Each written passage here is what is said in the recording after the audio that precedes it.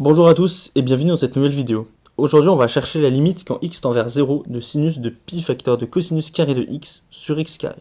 Donc pi facteur de cos carré de x en 0 ça vaut pi, du coup sinus de pi ça vaut 0, donc on a bien une forme déterminée 0 sur 0. Donc là on aimerait bien transformer l'intérieur du sinus en somme, parce que là on a un produit et ça nous embête.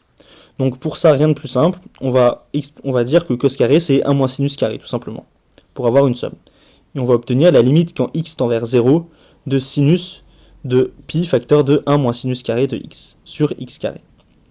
Là, on n'a plus qu'à développer l'intérieur du sinus, et ça va nous donner la limite quand x tend vers 0 de sinus de pi moins pi sinus carré de x sur x carré. Là, on a du sinus de a moins b, donc c'est génial parce qu'on va pouvoir faire de l'addition. Là, c'est génial parce qu'on va pouvoir faire de l'addition. On a bien une forme sinus de a moins b. Sinus de a moins b, c'est sin a cos b moins cos a sin b. Donc ça va nous donner la limite quand x tend vers 0 de sinus de pi, cosinus de pi sin carré de x, moins cos de pi sinus carré de x, sur x carré.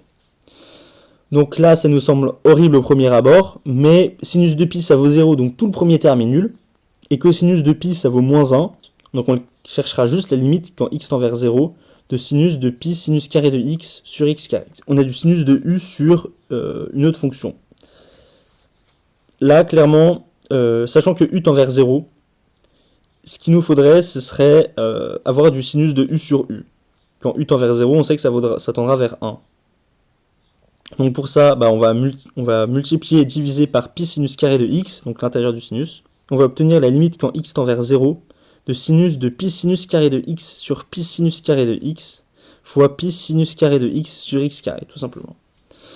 Donc là, c'est super, on sait que c'est quasiment gagné, parce que sinus de pi sinus carré de x sur pi sinus carré de x, c'est sinus de u sur u, et quand u tend vers 0, ça tend vers 1.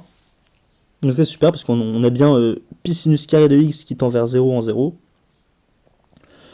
Du coup, sinus de pi sinus carré de x sur pi sinus carré de x tend vers 1.